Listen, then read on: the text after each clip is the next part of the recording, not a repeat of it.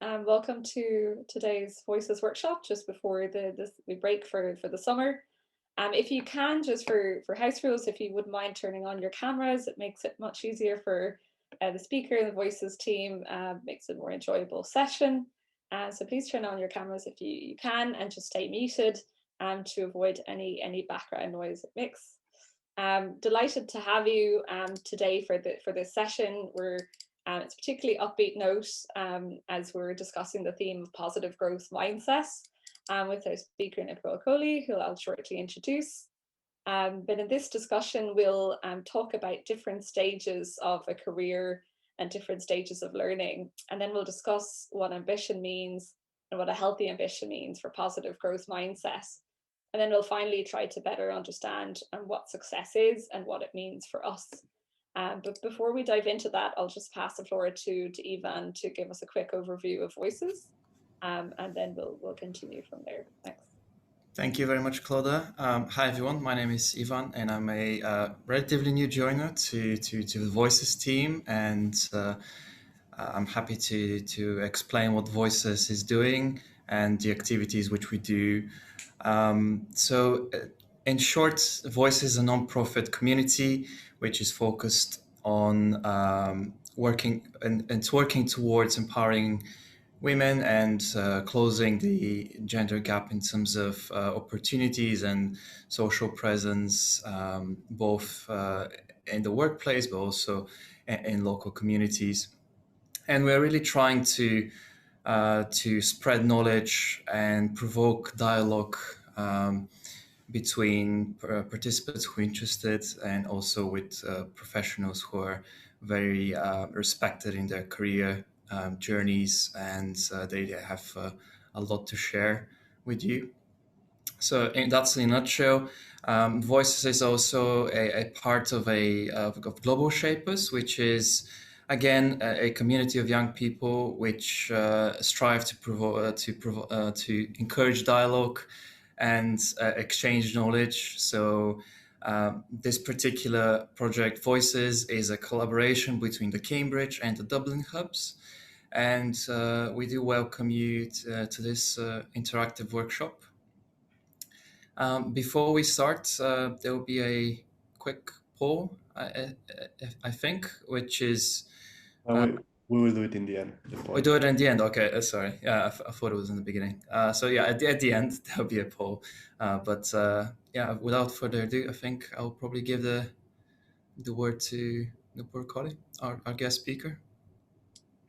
Thanks. Just before, if I can jump in, just Sure. to make sure we have an intro for you, Nupur. Yeah, as I said, just quick few housekeeping rules before we do introduction. So as I said, this session is recorded, but if you have any queries about this, please just contact us directly. You can see us with the backgrounds here, Voices backgrounds, and we'll acknowledge that if you have any specific requests. The later discussion will be off the record and will be private. We'll stop recording. The presentation is just so that we can use it later, and it really helps in terms of our repository. The second point is just that we have a number of platforms. I've jotted them, dropped them in rather, the chat here.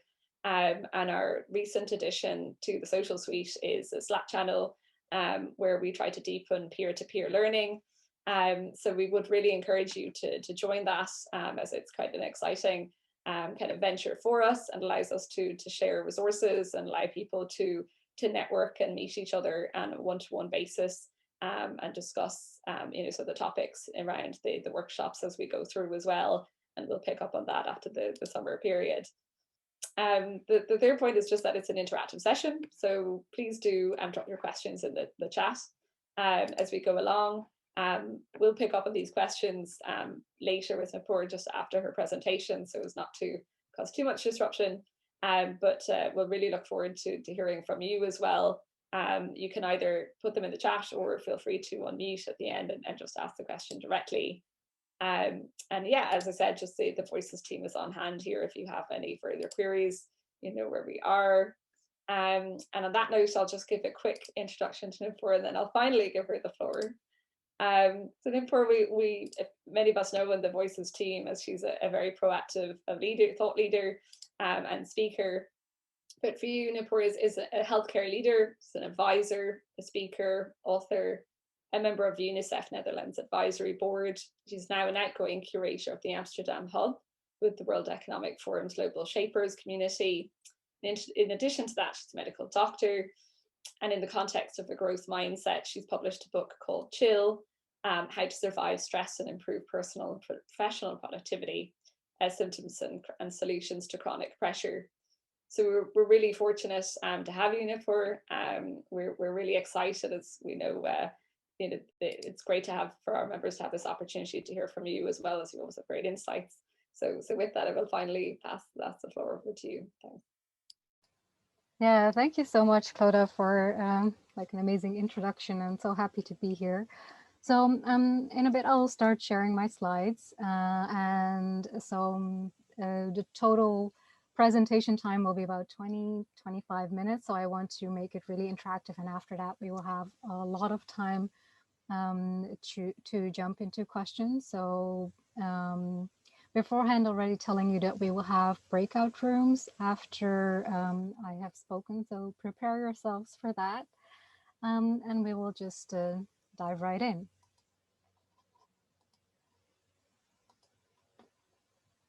So I think everyone will be able to see my screen at the moment. So hello, everyone. Today I'll be talking about positive growth mindset. I'm Nupur Kohli, and I am talking to you today from Amsterdam itself. It's raining outside. It hasn't been a great summer, but I definitely believe we can still, even with that, also have a positive growth mindset,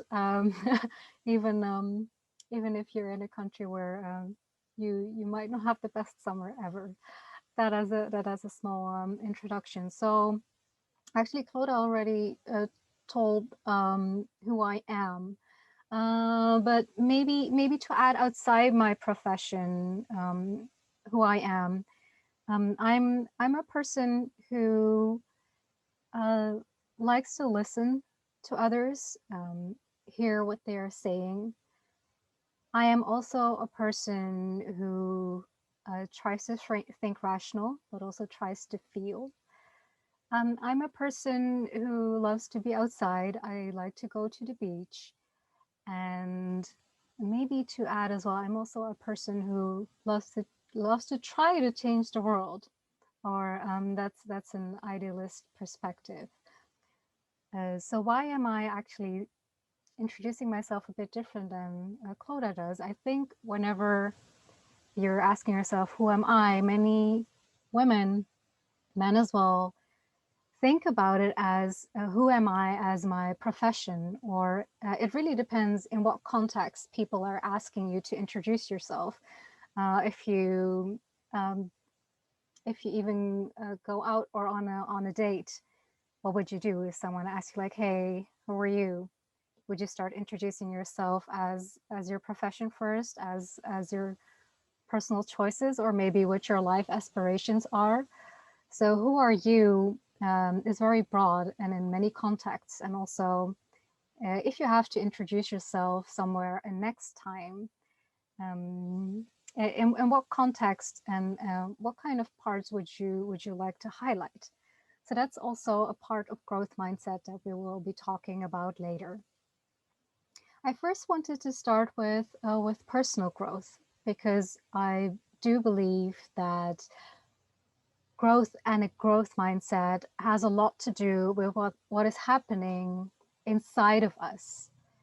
And when I looked up the definition, it said it involves the growth and enhancement of all aspects of the person, the feelings the person has about himself or herself, and their effectiveness in living. So if we take this first part that I just read, so it's about growth and enhancement. So bettering yourself in whoever you are, and it's all about all aspects of the person.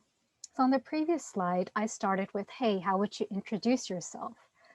So your introduction, or how you think about yourself, ideally should encompass all aspects of you, and that you're also happy with all those aspects of yourself. There we come to the second bold word here, which has feelings. What kind of feelings do you have about yourself really is important in how you can grow as a person as well. And then effectiveness in living. I think effectiveness in living can be interpreted in many ways. Are you effective when you are productive? Are you effective when you're happy? Are you effective when you surround yourself with good connections?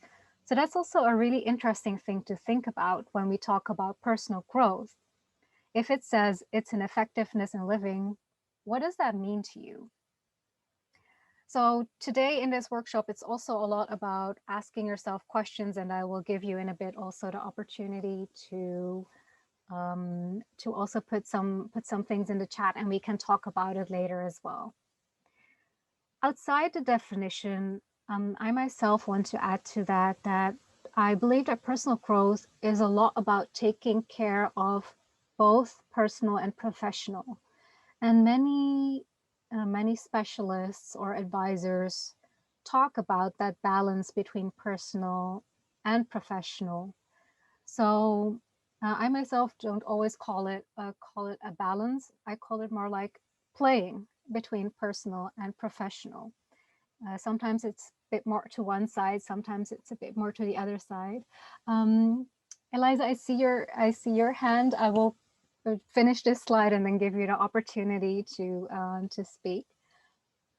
And the last part that I wrote down here is behavior and habits, because growth and enhancement, feelings, effectiveness in living, and personal growth as well have a lot to do with how you behave, what your habits are, and that's not always easy. Eliza, your hand is removed, I think. Did you still want to say something? No, all good. This is just me playing with the interface. That's okay. Well, then I'll jump right to the next slide.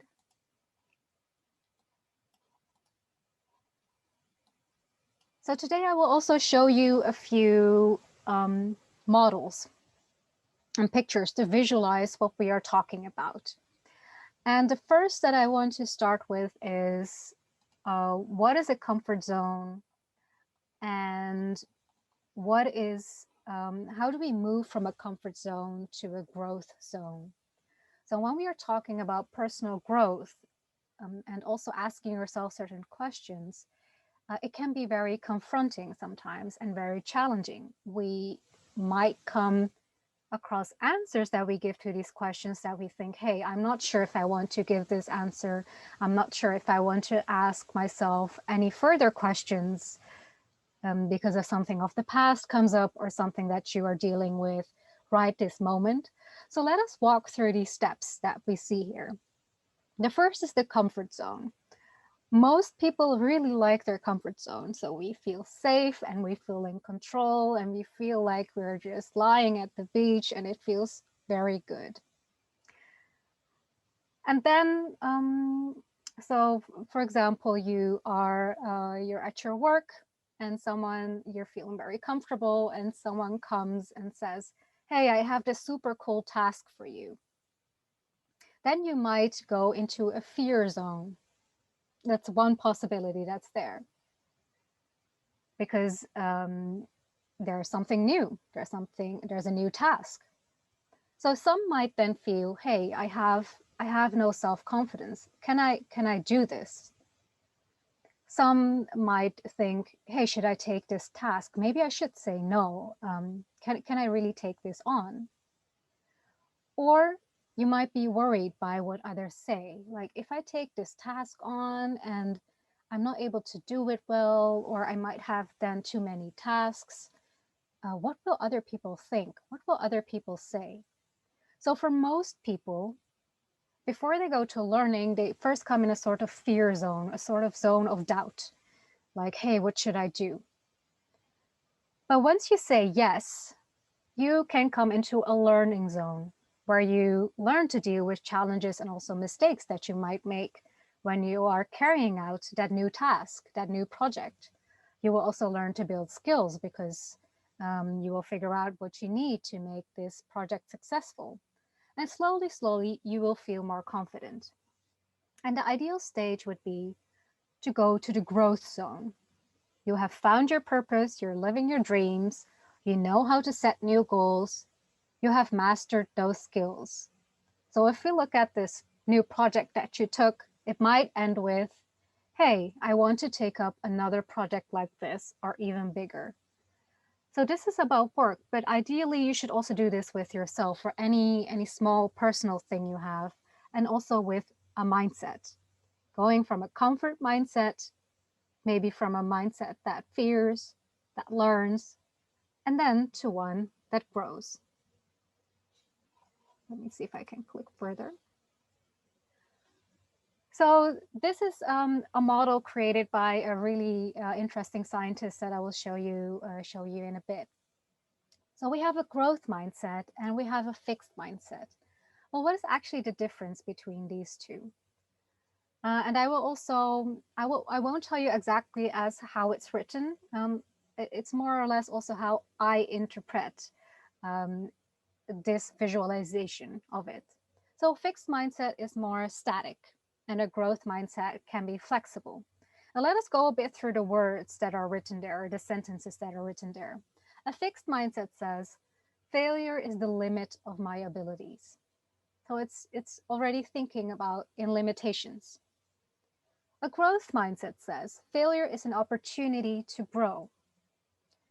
So a growth mindset talks more about opportunities, and a fixed mindset thinks more in limitations.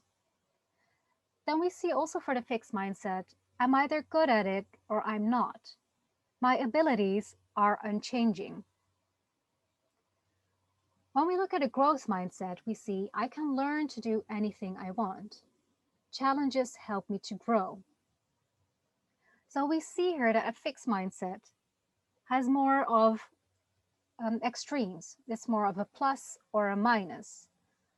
While a growth mindset again shows it has a bit more flexibility. Then a few more things that a fixed mindset can say. Again, I can either do it or I can't. I don't like to be challenged. My potential is predetermined. When I'm frustrated, I give up. Feedback and criticism are personal. I stick to what I know. All these are talking to yourself in a very static way, in a very, so to say, black and white way.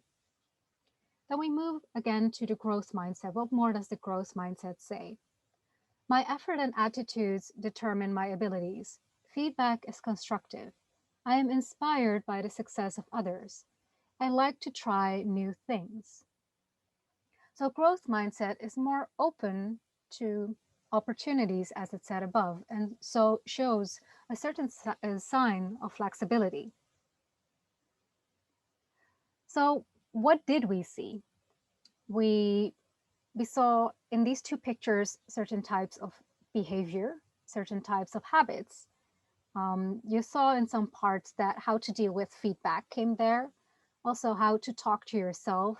And again, what are the flexibilities between a person who has a fixed mindset and a growth mindset? I'll stop here for a little bit just to see if there were already questions. Otherwise, I will move on to some really more interesting slides. I don't see any hands, so I'll just move further. Whenever I see a hand coming up, I'll stop and give you space to ask. So the scientist that wrote about these two mindsets is called Carol S. Dweck, and here it's even written out a bit more what these both mindsets can go through. So growth mindset says intelligence can be developed, and fixed mindset says intelligence is static. And then go through phases of challenges, obstacles, effort, criticism, and success of others. And for a fixed mindset, this can result in, as a result, it may plateau early and achieve less than what you want to reach. And for a growth mindset, we should be able to reach higher levels of where we want to go. So that's the biggest thing that I want to say about this picture. Whenever the recording is there, you can look at it in a more detailed way. And again, it's about getting outside your comfort zone, which can feel very uncomfortable. But let's start being okay with feeling uncomfortable. And for me, that's also a lot about how to make a growth mindset successful for yourself. So let us now move to a little bit different, because we're all people here who want to progress in their careers, who want to progress in life as well. And I wanted to show you the career stage model. This is a very classic career stage model. So what does it say? It says when someone is between 15 and 25 years old, they are exploring in life what they want to do, where they want to head. Maybe they're still studying. They're exploring if whatever they're studying is the right thing for them. Then the model shows us that between the age of 25 and 35, we move into establishment. We're trying to get our career fixed. Fix it in a certain company, maybe fix it in a certain sector. We're building up that expertise. We're trying to become someone known within maybe our field or company. So that's how we try to establish ourselves. Then between the age of 35 and 45 to say, hey, that's advancement. You might move on to a higher position, a promotion. You might really grow within the place that you are in your career. And between the age of 45 and 60, they say you're mature. It's a maturity. You have learned most of that you could learn. It's now also to transition your knowledge to the younger people. And 60 and above is called withdrawal. People start having thoughts about, well, maybe it's time to look further. What other things are there in my life instead of a career? And this is a very classic model. But I do believe that while we are talking about a positive growth mindset, we should challenge this career stage model. And I will show you how I approach my career in a bit different way, and not looking at the model itself. So, however, growth and your career development is in your own hands. And again, jumping back to a positive growth mindset, I do believe that while we can follow strict paths, it is in your own hands. And how do I try to do that, and what I like to give you today? First of all, I think the most important asset for basically anyone is a curiosity to learn.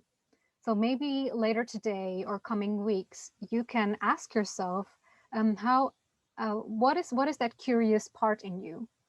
Where do you feel curiosity to learn? What makes you excited? The second one is courage. And here, if we talk about it in a more career context, it might mean, do you have the courage to change jobs or sectors? Do you feel you have the courage to choose your own path? And maybe also a task for the coming weeks for you would be, what were moments in your life that you felt you had courage in your career? And write that down for yourself. The third C is create, and then I'm talking about creating opportunities. I always have a sort of radar on my head, and I'm trying to sense opportunities wherever I am, wherever I go. So I would like you to have a radar on the top of your head as well that senses opportunities. And again, as a sort of journaling exercise, coming weeks, see where you can spot opportunities. Were you able to do that? The fourth C is choose. Choose who you want to work with. Choose your speed. Choose if you want to be on a payroll, or if you might want entrepreneurship or something totally different. Do you feel you have a choice within your career? And if you feel you do not have a choice, why not? I think that is very important, because if you have the feeling you can choose, it makes you feel more empowered within your career. And the fifth C is clarity. Have clarity for yourself why you do something and what next steps you want to take. Sometimes when you're growing in your career, and I mean, I had it myself as well, you can get confused. Where should I go? There might be many people who give you advice, or you do not really know what you want to do with your life. The next step is always to create clarity. And clarity for me always is making it small. Whatever problem or whatever I face, make it so small until I have clarity on what is happening. Making it in bite-sized chunks. So I truly believe that this leads to growth. And this what we saw here, I'm not sure if we all have to follow it like this.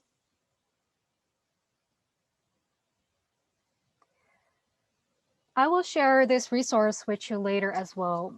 This is a really interesting article by Harvard Business Review that says, start asking for advice instead of feedback.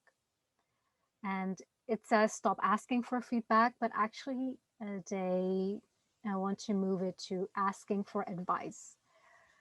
And what I find really interesting in this article is that it says, and again, everything is linked to this growth mindset.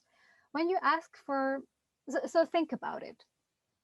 Whenever either your manager said or during your studies, let's have a feedback conversation. What is the first feeling that comes up? Is that a feeling of happiness?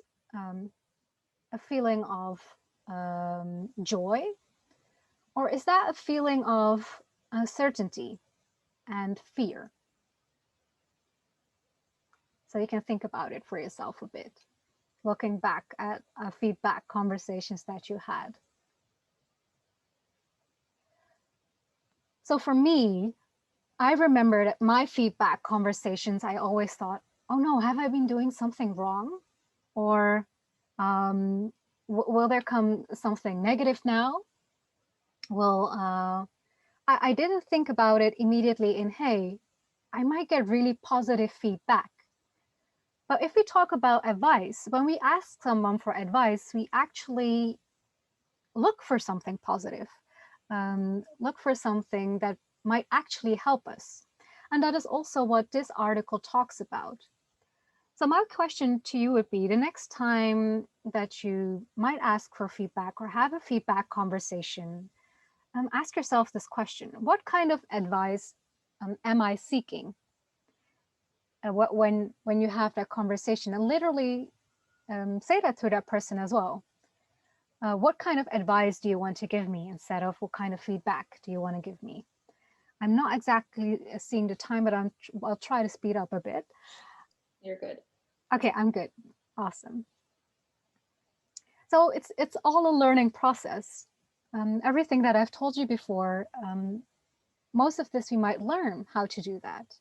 And that's also why I wanted to show you different stages of learning. How can we learn to go from a fixed growth mindset to a positive growth mindset? So I will walk you through these stages, and on the next slide, I will show you a few examples and even an extra step in these stages as well. So usually we start with an unconscious incompetence. We are unaware of the skill and we really do not know how to do it. When we start learning, we move to a conscious incompetence. So you are aware of the skill. So, hey, this is what I should be doing, but you do not really know how to do it yet. After that, we move to a conscious competence. So you're able to use the skill, but it still takes you quite some effort. And then we move on to unconscious competence. So you're performing the skill and it becomes almost automatic. You could, well, when you're a child, you could compare it with cycling. Here in Amsterdam, we cycle a lot. But let me add for you a fifth level of learning. So to explain you a bit more, so the unconscious incompetence is, I don't know that I don't know. Then we move on to the stage, I know that I do, don't know, and I want to improve. The third is I know how to do it, but I have to concentrate on my task. After that, you can do it with ease and habitually. And the fifth stage is actually that you're able to explain how you did it with ease to others. So whenever you have moved on to a positive growth mindset, it would be great if you could move on that knowledge to others as well. Now let's talk a little bit about ambition. The definition of ambition is an earnest desire for some type of achievement or distinction. And ambition has a lot to do with where do we want to go, what do we feel that we want to achieve? Do we want to be seen as a certain person later on in life? However, achieving and failure are interlinked. And that is why I truly believe that people who are ambitious also put failure in this list. We have an earnest desire for some type of achievement or distinction, and to fail in a positive way many times. And fail in a positive way means to me that you can reflect on it. How did you fail? So it is okay to be ambitious. And I would also like to share with you that never hesitate to express that. Sometimes when we express our ambitions, there's a small part of us or maybe a big part of us that thinks, hey, what will other people say, or how would they view me? So I would really like to mention to you that we should never hesitate to express that. And ambitions also make you grow and develop that growth mindset. But I want to link ambition to something else as well, which is success. Because we have ambition, we want it to lead to success. But what is success? Success is the accomplishment of an aim or purpose. And then you can ask yourself, do you want personal success, or do you want professional success, or do you want both? And it's always good to define what success means to you. However, it is also always important to ask, what does society think of success? And what does society think of ambition? So why do I say that? Because it will always happen that whoever is out there in society has a certain opinion on that. And we have to deal with that throughout our whole lives. So to put these two together, and I asked this in the questions to you before as well, is have a definition of success for yourself. What is success for society? And which one would you like to follow as a reflection exercise?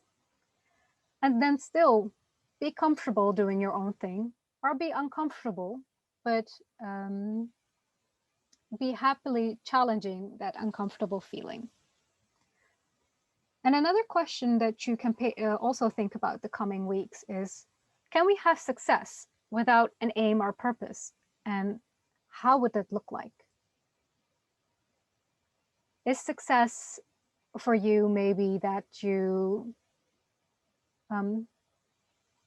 just were able to relax today? Was that an aim or purpose, or was it not?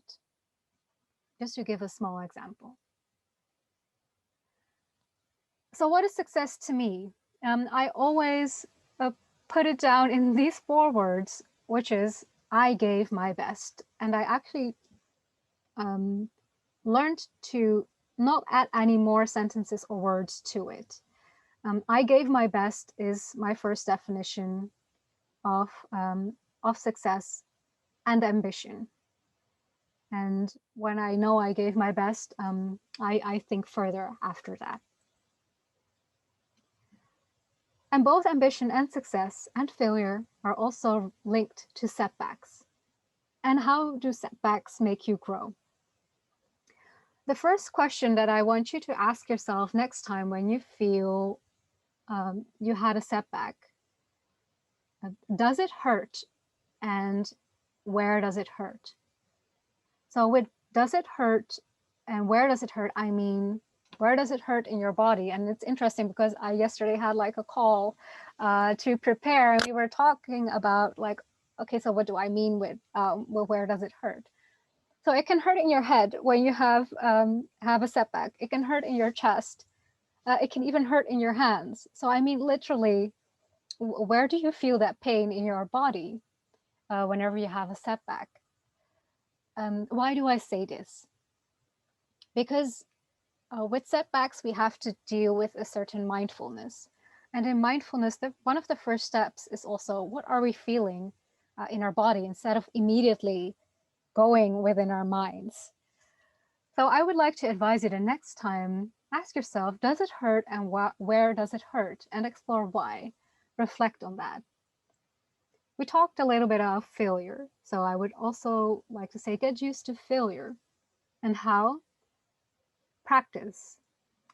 There is, I forgot his name now, but there is a really interesting TED speaker who practices regularly to fail.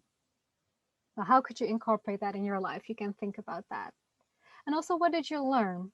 Always be in that reflection mode. Always ask yourself, what did I learn? And also, what can you celebrate? Cheer yourself on wherever it did went well and whatever you wanted to do. Because remember that sometimes not getting what you want is a wonderful stroke of luck. And when one door closes, many new doors will open. I wanted to go back again a little bit to this picture that we started with. And when we look at these words again and the short things that I explained you, ask yourself, do you feel different about what you see? Is a fixed mindset more attractive now, or is a growth mindset more attractive? And why is that more attractive?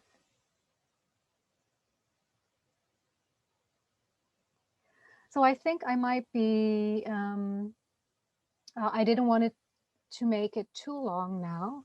What I would like to do at the moment is, let me stop sharing my screen, and I'll try to post these questions in the chat. And I believe that Juan will put you into breakout rooms, and for 10 minutes, it will be great if you, in small groups, can discuss these questions, and then we can reflect on them later when we're done with the 10 minutes. Thanks so much, Nupur. There's so much in that. We had a quick peek at the slides yesterday, and it certainly prompted a lot of thought and reflection, and hopefully for everyone joining here, it's the same, that it's prompting certain questions about your personal and professional development.